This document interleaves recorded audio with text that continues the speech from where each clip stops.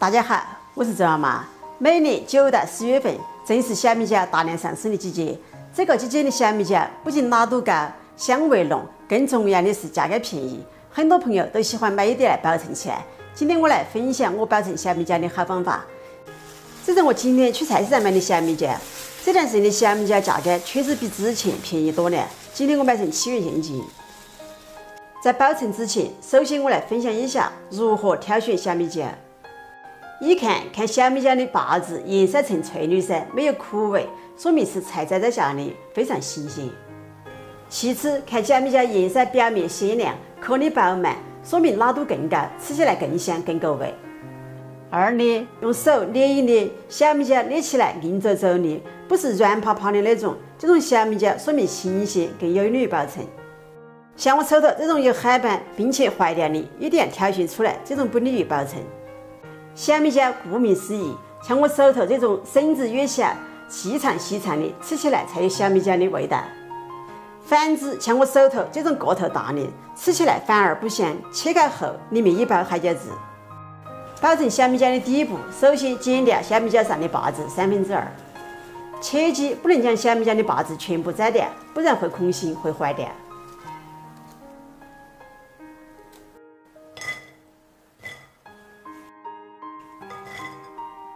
全部的把子剪完后，很多朋友做到这一步都是直接再用清水清洗。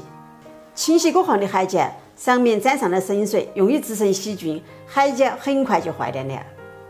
我的方法是准备一张干净的抹布或者厨房纸，将海椒表面的灰尘擦一下。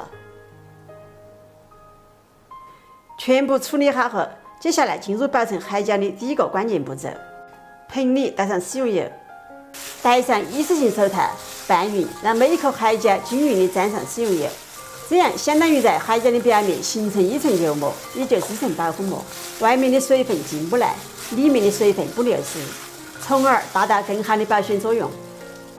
这里我准备了家里闲置的几个瓶子，也可以用我们平时喝水剩下的矿泉水瓶，切记不要用带有气味的饮料瓶。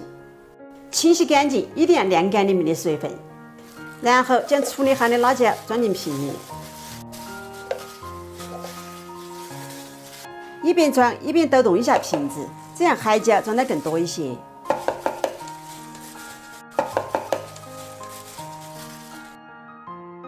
2斤海椒装了4瓶，够吃1年了。然后盖上盖子，让它处在一个密封的状态，这种瓶子密封性最好。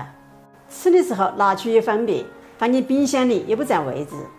放进冰箱冷冻室里保存，现吃现取，和新鲜的是一样的。怎么样？今天我分享的这种保存小米椒的方法是不是非常好了？喜欢吃小米椒的朋友一定要买一点来保存起来。错过了这个季节，小米椒的价格比肉还贵。喜欢你试试吧。我们下期再见。